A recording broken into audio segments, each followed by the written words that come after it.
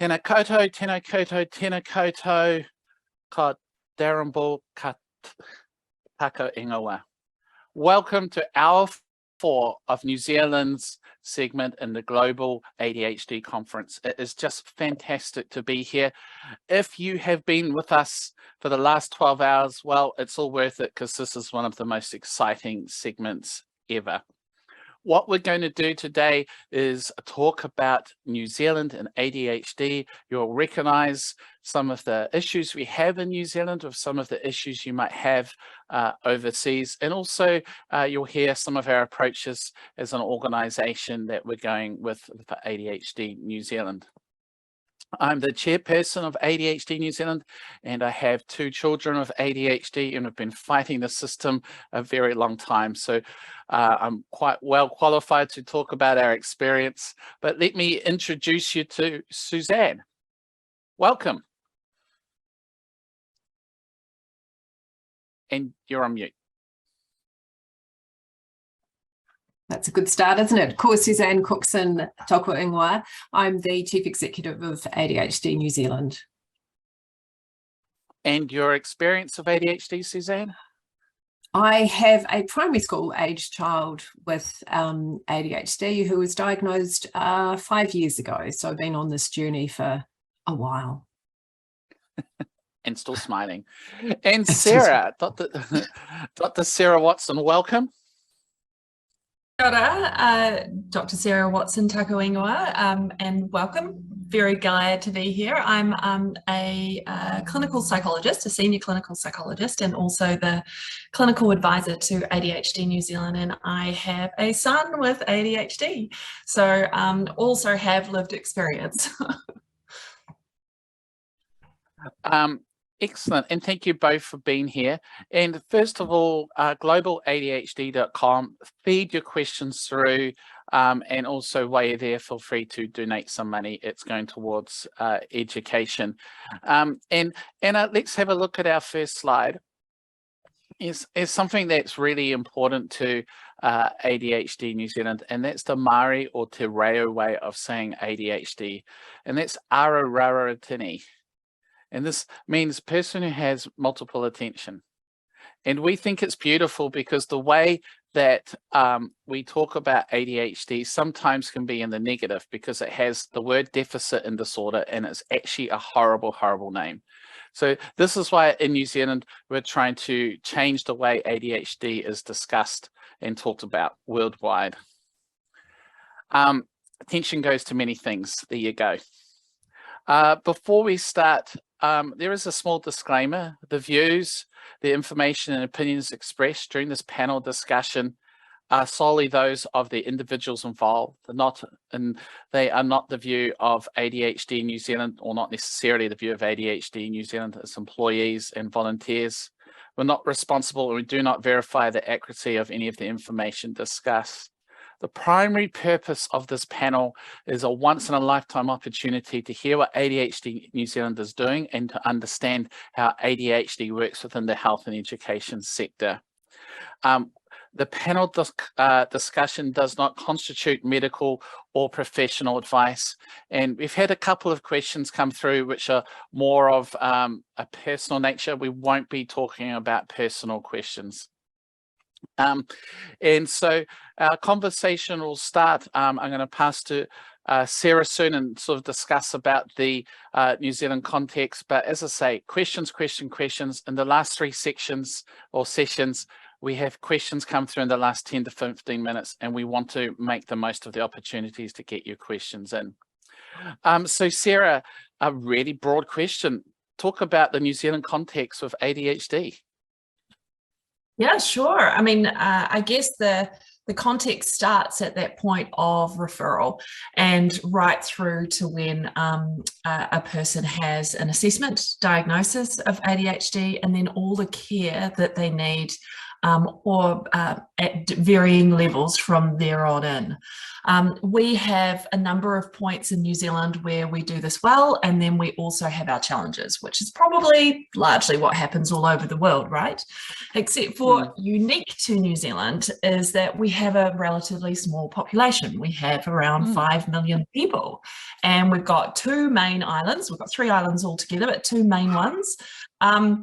And with that, we also have provincial towns and the larger cities. So there's big differences in terms of what's available in those. So our context in that respect is geographically different. It's culturally different because we have our own Māori, Indigenous people, as well as a lot of people who have immigrated to New Zealand. And that gives us a really rich melting pot in terms of the people that we have here. So would you like me to talk a bit about the assessment process and things like that, Darrin, or yes, shall I leave that? Let's talk about, later? Let's start with the process because that will help center some of our conversations. Okay. And let's start with children. How does a child get diagnosed? Okay. Great question, Darrin. A child first goes to, usually in New Zealand, you would go to your general practitioner, first of all. And the general practitioner is kind of, or your GP is the person who's kind of like the spider in the web. So they're responsible for making sure that not only children, adolescents, but also adults have access to all of our primary services. Now, the thing is that we have the public sector and then we have the private sector, which is also similar to other countries, I'm sure. But our public sector, so the way to get an assessment and then potentially a diagnosis is to go through the GP, who will then refer on to one of our primary sector agencies. Good. And what happens there? So that's the beginning kind of part when you go for an assessment. And then also adults are kind of similar but different. But in terms of children and adolescents, so they get that assessment and usually that will happen in a child and adolescent mental health service, so a CAM service. However, there are varying levels of ability to access this in New Zealand. So it's more accessible when you're in a city and less accessible when you're in a province. But and also who is available to do those assessments differs in terms of geographic location.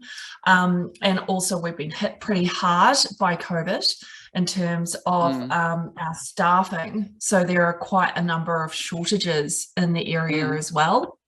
So people end up inevitably also seeking out private assessments. Now those usually are self-funded, so which is quite different from in many other countries, and that New Zealand doesn't have a funded disability service or any other service that provides funding to private entities.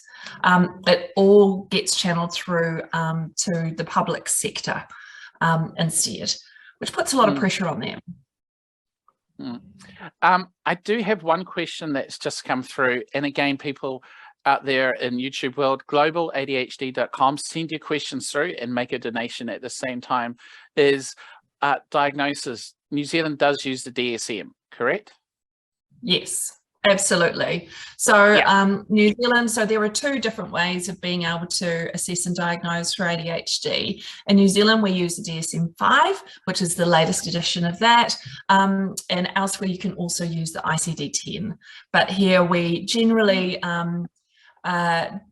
use the guidelines that are available in the UK or in the US.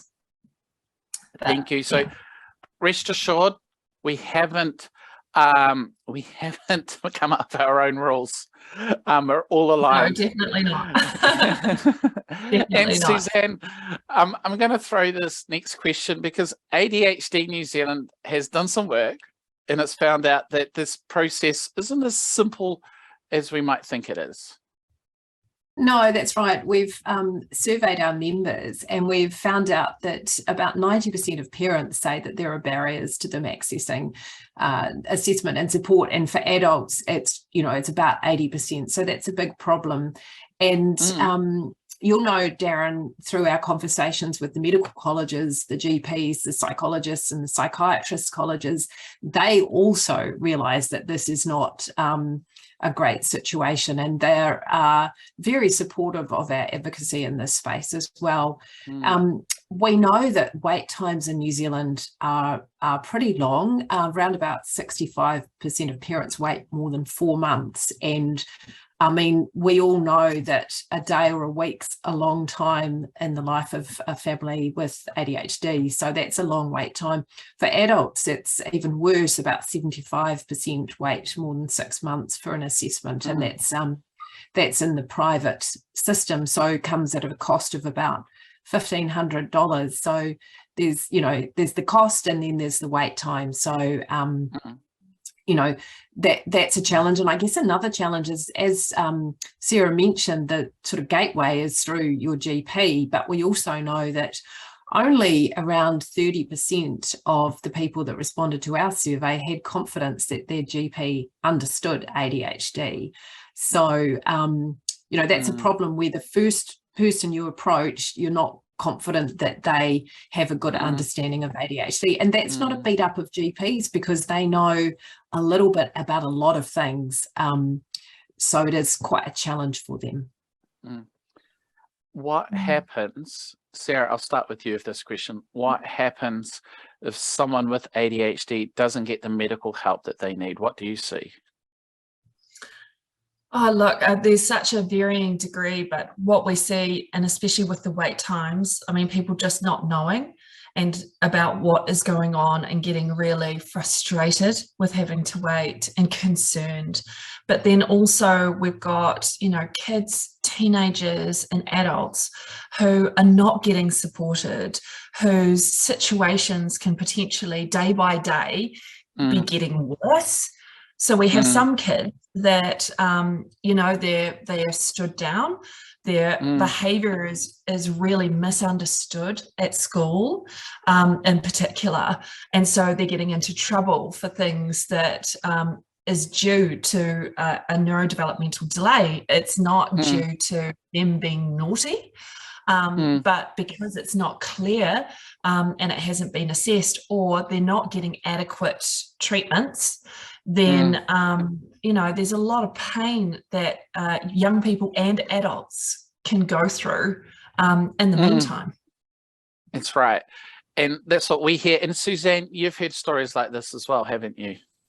Yeah, that's right. I mean, I think the stress when people are waiting, the uncertainty, and it is really worrying for families, because you just feel that you're having to kind of make things up and you're not sure if what you're doing is right. And it is a real struggle. And I think often for parents, this is added to with the school environment and feeling that the school doesn't really understand ADHD, and teachers are not medical professionals, and yet they spend 30 hours a week with our children that have ADHD, and we really need to help our teachers as well. Absolutely. Yeah, for sure. Absolutely. A question from YouTube world from Ashley. Thanks, Ashley.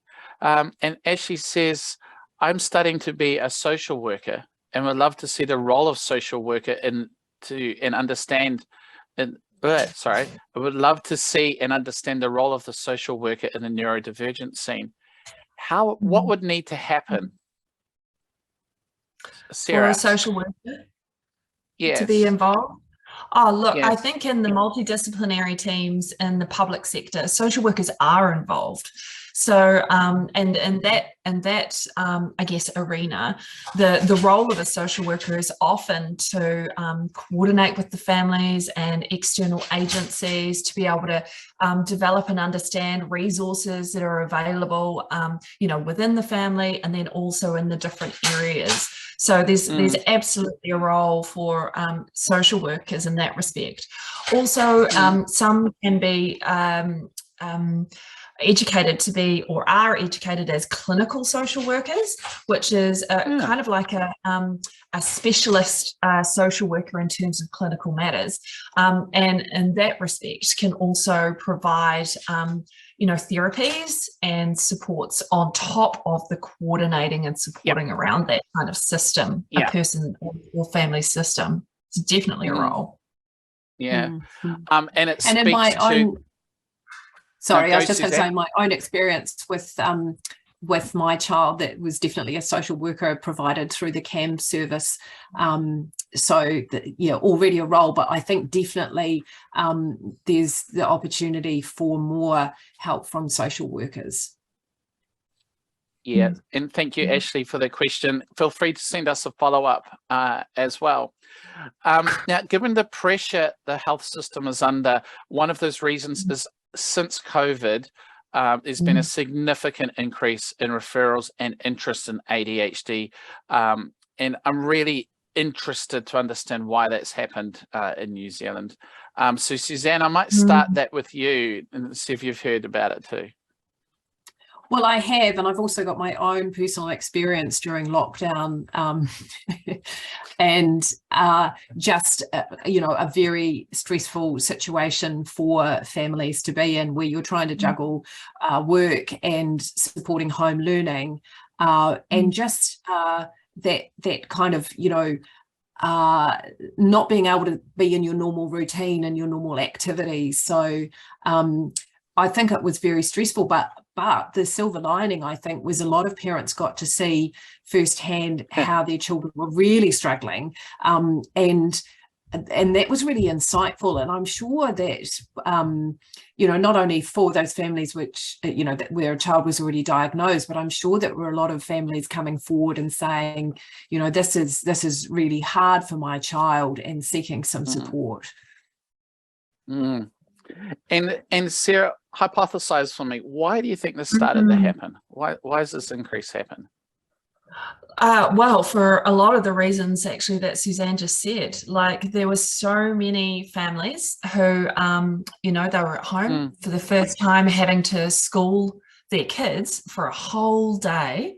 And, it doesn't take long to understand where there are challenges. And when there is a child or adolescent with ADHD, it's even more obvious, I think, during those lockdown periods. We've had so many families who have come in because they saw how hard it was for their kids. Also for adults, though, where there's an increase in the referrals from them as well. And a lot of that was also, I think, related to the lockdowns, because this usual structure and routine wasn't there. So often, those with ADHD do really well, or better anyway, when there is some routine and structure. So without it, the challenges became more prominent. And then on top of that, there's the impact of the transitions in and out of lockdown and in and out of school. That's been massive for a lot of people. It causes anxiety, right?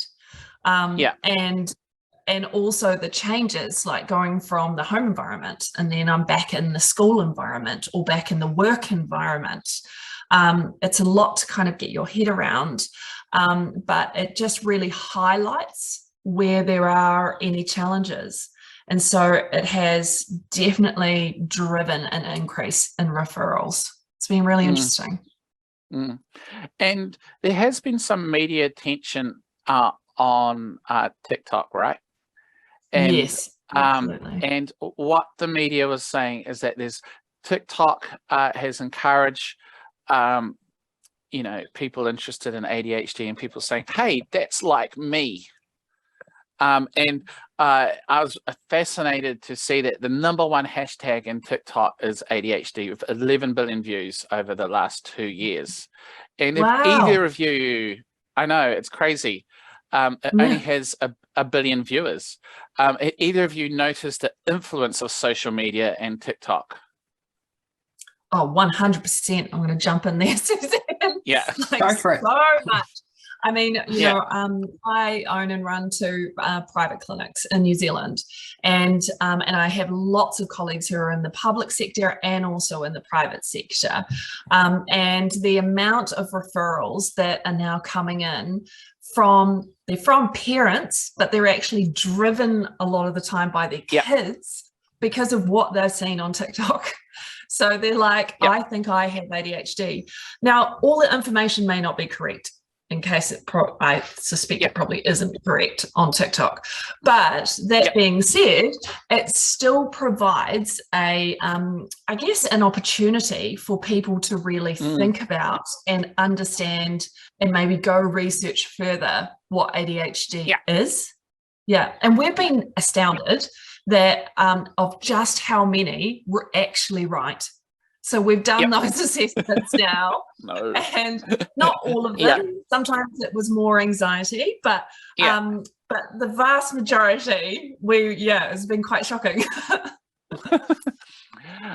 Needless to say, we recommend you see a medical professional and not TikTok to get diagnosed. And you might be interested is that Canadian research on ADHD and TikTok suggested just under 50% was accurate. Didn't say which 50%, and also that only 20% was useful. But this talks to the changing world.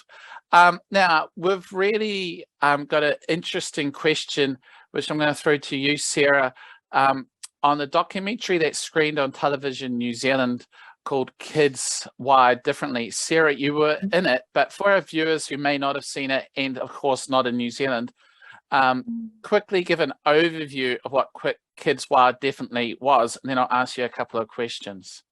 Yeah, absolutely. Would love to. So Kids Wired Differently is exactly that. It's about our neurodiversity, but it really shines a light on 3 families' journeys, and those journeys have been hard. They have been punctuated by challenges, right? And one of them was going through the assessment process, and then the other 2 were really sharing their stories about what it's like to be neurodiverse in New Zealand, and the kind of like the process and the challenges that they've had along the way. And how did it portray New Zealand's neurodiversity? How did it portray New Zealand's neurodiversity? I think it demonstrated that ADHD, as well as other conditions such as autism and OCD, that they can affect anyone and everyone. It's not restricted to any socioeconomic bracket nor culture, but actually it's in our population like it is other populations and throughout. It doesn't discriminate. Yeah, that's right. And it's so true. And Suzanne, I'll bring you into the last part of this question.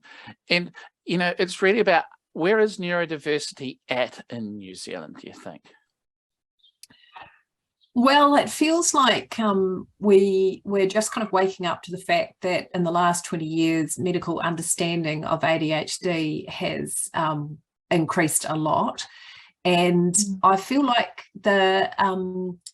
we're kind of at the start of, I think, what's going to be some quite big changes in New Zealand. I feel really optimistic about this.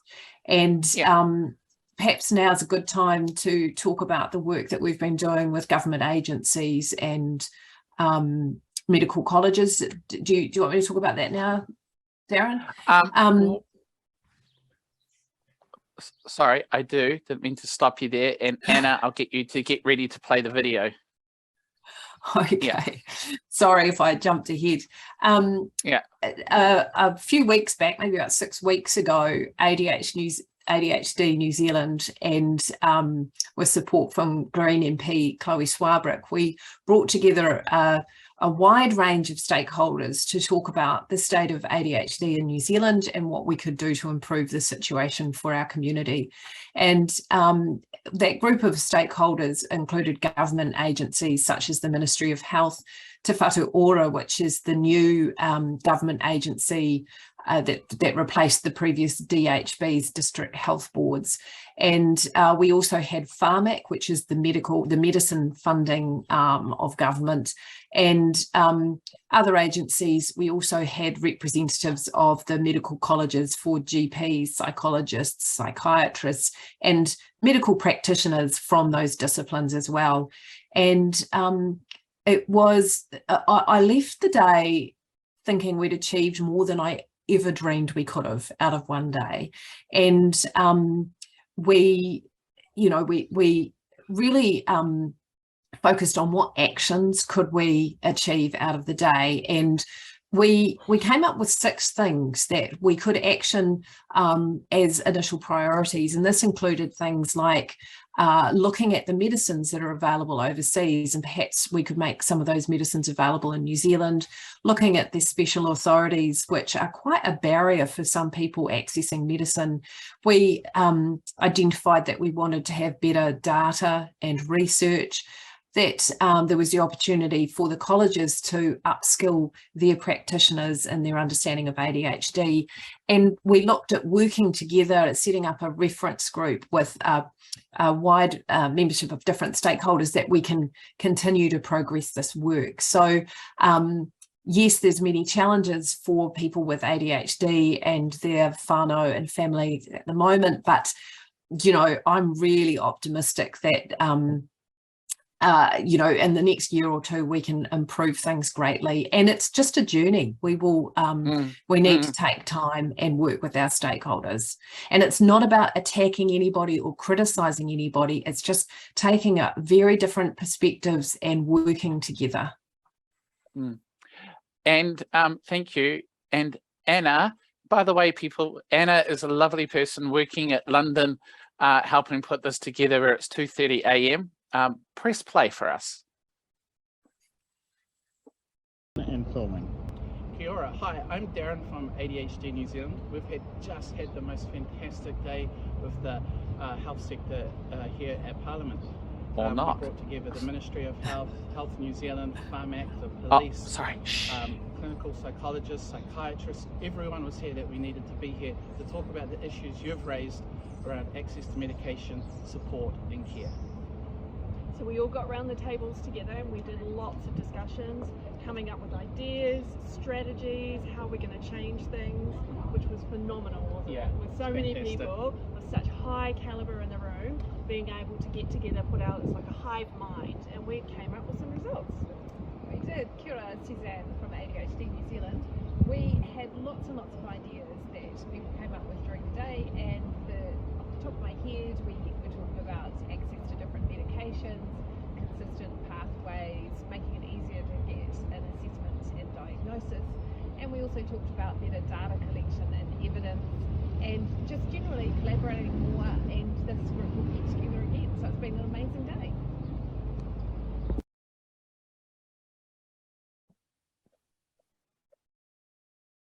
And film.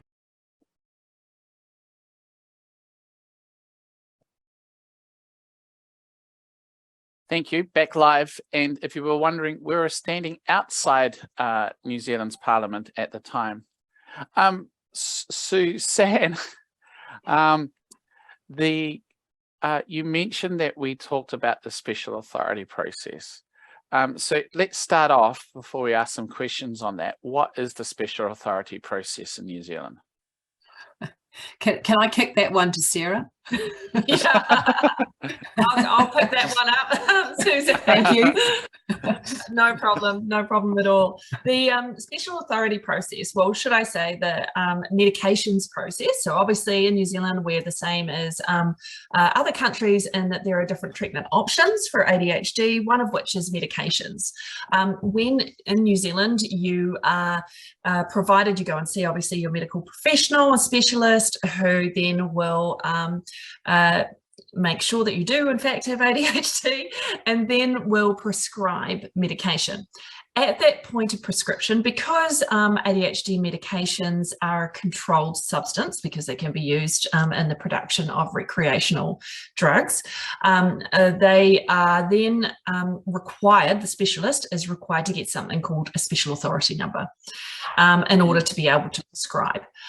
They need to be renewed every 2 years in New Zealand, at which point it can be a good time to have a follow-up review, but not everybody needs this. And now I'm going to pass it back because I think that's the point that you're going to make, Darrin. Yeah, so the special authority process is a real problem. So let's, while Anna gets the next slide ready, and also to answer Christine from YouTube's question, who asked, why is it we only get a month at a time? Why can't we get 3 months? I'm hoping that might change soon. And it's part of the rules around special authorities under the Medicine Act. But what you can see here are sort of the problems you can have getting a prescription in New Zealand. And it's from start to finish for some people. And the biggest disaster, I suspect, for someone with ADHD is they've got the help, they've got the prescription, they're making changes, and they suddenly realized a month out that they actually don't have the prescription renewed. And to get it renewed, now there's a 5-6 month wait. So problems getting a prescription is a real issue. And as a parent of 2 ADHD kids, one of which is on medication, it is a problem that just doesn't seem to go away. And every 3 months, I also have to take my child in to check his height and weight. So at 18, he's 6'3", 105 kgs. And really, I'll be hoping the medication has stifled his growth. I do understand why they do that, though. Suzanne, do you have anything to add in terms of what you've heard about any problems with prescriptions? Well, I guess it's just that, for people who are struggling to think ahead, well, all of us struggle to think 6-9 months ahead to make an appointment, right? Yes. So, but, if you are a person with ADHD, that might be particularly challenging. The organising yourself every month to get your repeat, and then every 2 years to be organised in advance with your specialist to get the special authority renewed. But there's also an element of trust. It's really saying, we don't entirely trust you with your medication, and I think that's that is quite an offensive proposition, really, in terms of that kind of, we're not going to give you more than a month at a time. And actually we know, don't we, Darrin, from our conversations with New Zealand Police, that the diversion of ADHD medication is just it's even under 1%, I think. So it's really taking this sledgehammer approach to addressing an issue that isn't really much of an issue at all. Absolutely. Yeah, absolutely. And one of the biggest challenges, isn't it, for I think our ADHD community, is also the fact, like what the previous person who sent in something from YouTube was saying, having only access to a month is so difficult for a lot of people, and seems so unnecessary for that reason, Suzanne. Yeah, and I think one of the surprising things which came out of our day at Parliament was when the representatives from Pharmac mentioned that there is a waiver. So this seemed to be news to a lot of the medical professionals in the room as well. And what they were referring to is you can have an extension to the special authority number under certain circumstances, which include the fact that you are actively seeking an appointment with a specialist, but there is already a waiver which gives people a few months when it's difficult to get an appointment. But I don't think that is widely known, and the fact that that isn't widely known causes a lot of stress to a lot of people. That's right. And it seems complicated. For those in New Zealand, first of all, I just want to do a shout out to Zoom Pharmacy. So if you are on a 3-monthly renewal prescription, which you can only pick up month, Zoom Pharmacy can go a long way to automate that process, including contact your doctor to get a script in time for a small fee. I might add, when I taught doctor, I taught general practitioner. But they also have the ability within their systems to create a reminder to see a specialist, and it's automated and it's couriered to your house, so you don't have to pick it up. We're looking to roll something out for our ADHD community in the next few months. Now, another question that has come through also is, what happens if you're traveling to New Zealand and you're on ADHD medication? And there is a help page on our website, but the short story is you are likely to have medications that you can get from your country that may not be available in New Zealand. Now, generally that's okay, but as you go through customs, you will need to declare that.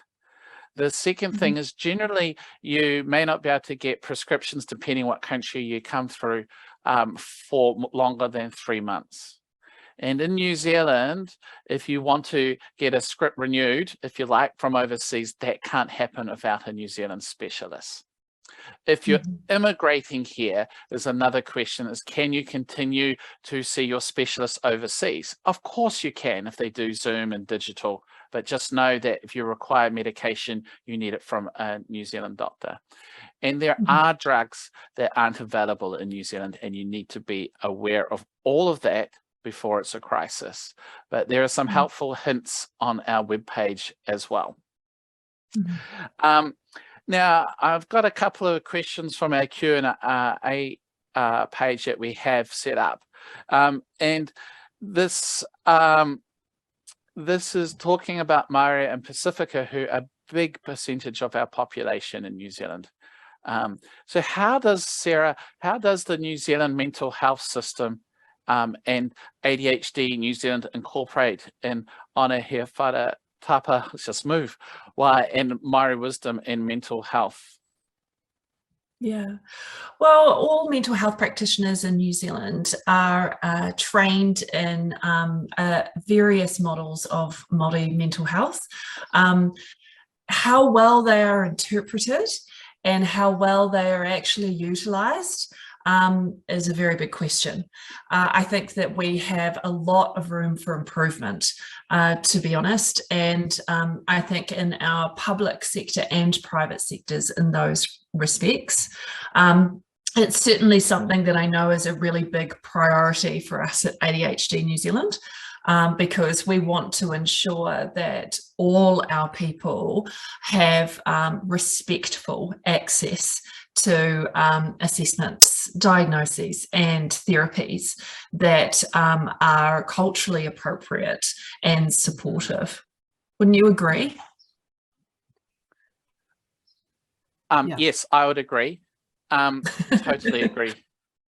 And one of is the area of work and further work is needed for ADHD NZ was supporting some research into diagnosis of Māori and ADHD through Massey University, which is underway at the moment. And this is a Pacific area of concern of Māori and Pacific Island for Auckland University School of Population Studies within the School of Medicine. So that's an area that we're connecting in with. We've previously, and still do work with the Pacifica community and the Māori community in South Auckland through South Seas. But there is more work to be done in that area. And I think also there's work across the board with mental health in Māori and Pacific Island that we need to, Pacific Islanders that we need to tap into. And that was a discussion in our hui as well. And I think we've answered that question. The question from YouTube Land Again for you, Suzanne, just to change the subject slightly in terms, it's a non-medical question, what is ADHD New Zealand doing to facilitate the provision of greater support in the education sector? That's a good question, and such an important area. And we have been very fortunate to receive a grant from the Sutherland Trust, and we're putting that grant towards developing resources to support teachers, primary and secondary teachers. And that will be to build their understanding and awareness of ADHD, and to give them really practical strategies which they can use in the classroom. We also want to support parents. That the flip side of that is, what can parents expect from schools? When is a school not doing as much as it could? And really how to advocate for your child, but realize that you're actually working in partnership with the school, and that it's really working together, the parent and the school, for the best for the child. So we hope to have those resources developed early next year for teachers. But in the meantime, we're working with Jenny Tebbit, and she is an expert in the field of education and supporting neurodiverse learners. There we go, Wobbly Kids, Jenny's fantastic book. She's done 2 books, actually. She's done one which is aimed at parents and one which is aimed at teachers, and they're available from her website. So Jenny, she delivers webinars which you can access via the ADHD New Zealand website. And thank you, Suzanne. And at the top of the New Zealand segment hours ago, we also talked about tertiary as well, and we've just launched with the Tertiary Education Commission a range of tools into that sector too. Yeah. This is as we head, probably got about 10 minutes left. A question we've got is, what other things does ADHD New Zealand do? So the hui, yes, big tick. But what are some of the other things we do? I'll go. I think you should tell us about basketball. No, tell us about the basketball, Darrin. We do basketball, and a copy of the seminar on basketball from the hour preceding will be available shortly. So we do basketball. Yeah. We deliver a parenting program every day with ADHD, which the fantastic Tracy Roundtree delivers that course, and that is really helpful, particularly for parents whose child has just been diagnosed. And it's a course which you can do in person in Auckland, or you can do it online from any part of the country. Yeah. And it's a really fantastic kind of general introduction, excuse me, and also the opportunity to ask questions, because Tracy is a font of knowledge. What else do we do? I think, what about the advocacy that we do? Well, definitely the advocacy. And then work as well around destigmatization. Yeah, that's right. And we also get lots of inquiries from media, which we're very happy to answer. And as a result, we've had, really good coverage, really thoughtful coverage. And actually, I think that journalism might be a great career if you have ADHD, because it seems that a lot of the journalists approaching us have some lived experience as well. Yes. Yeah. Probably something else that ADHD New Zealand does is, where possible, we provide support. So we have focus groups, Facebook groups with 32,000 members, and they're specific for parents, for ADHD children, the ADHD adults. And if you don't belong, you should. It's a heavily moderated social media platform that we're able to connect. And honestly, as a person who's had some tough days in the education sector, this sounds bad to say it like this, it's really good to see somebody else having a similar journey. And on occasion, because you've traveled that path, you might be able to help someone in our community as well. We also provide a series of support groups physically, if you're in Auckland, Wellington, and in Christchurch, and information on them are on our website. And if you're out there thinking, oh, I wish there was a support group here or a support group there, or even somewhere overseas, we can help you set up a support group. We've got world-leading input into designing and how to manage a support group as well. And while we have basketball in Wellington, in Auckland, we do want to extend it to other places, but we also in Wellington run a Minecraft group for about 20, 30 families and a Lego group simultaneously as well. And the real key feature of these groups, as well, it's an opportunity for children to come together and play. There's also an opportunity for you as a parent to connect and talk as well. And then, of course, Suzanne, we're open to ideas.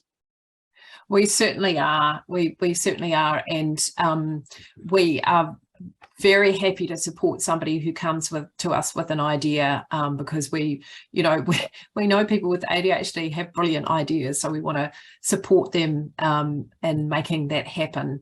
And I think you're talking about the meetups, Darrin, and that's something that we definitely are wanting to grow, because we know that it is really helpful to be able to talk to people who have a similar experience to yourself, others with ADHD, parents of children with ADHD. There's something about having that support from people who have actually, they're on the same journey, and it is a different relationship to the one that you have with a medical professional, a specialist. You can kind of let it all hang out with people who are not going to judge you because they've had days like that. And so we're definitely wanting to develop more of those kind of groups for different groups for different needs. So one cohort that we think would be really great to develop more meetups is for that sort of 18 to 25-year-old age group where you've left school and some of that kind of scaffolding is falling away, and it's just really good to have support around you in that age group. One question we've had is about ADHD and mental health in New Zealand. And we talked a little bit how if you can't get help, you could end up going into a spiral. And we have come across situations that sadly with attempted suicide and suicide as well. How big a problem do you think that is in New Zealand at the moment of ADHD and unfortunately those sort of darker paths? And I'll point that out to Sarah. Well, I think that probably arguably like the rest of the world, there are some people who are really struggling. They're struggling because it's difficult to get their ADHD well understood and managed medically. And also when there are what we call comorbidities, which means, it's a horrible word, but like disorder really, that just means that there are other complications that are happening in your life. And there are a number of people who have an ADHD brain, but also sometimes because of their experiences from that or because of genetics or biology, can have or develop anxiety, depression, and a number of other challenges that when combined with ADHD can make it extremely overwhelming. And in those moments of overwhelm, that's when people can just really feel like there isn't much hope left. So we never want to see that, right? I think in any country. So it's extremely concerning that that happens in our community. I'm sure you'll agree. Yeah, and I think we have to remember there's a lot of support out there. Yeah, absolutely. And there's 800 numbers and support numbers.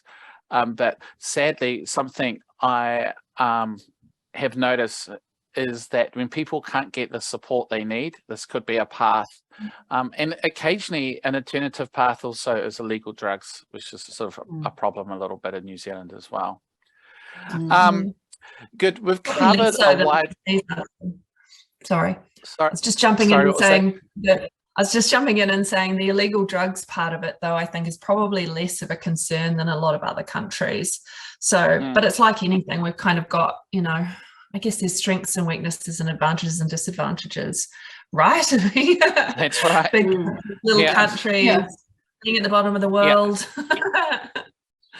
Yeah, I think the Drug Foundation's research, which they released recently, did shine a light that undiagnosed and unsupported ADHD, some people can self-medicate with illicit drugs, and the research was useful because it is just another reason for government to invest more in the diagnosis and support for people with ADHD.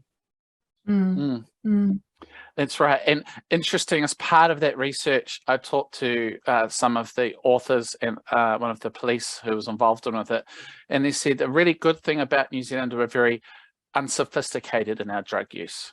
So, you know, different countries might be more sophisticated, which I think is his way of saying, of while not diminishing it, is there's some bigger drug issues overseas.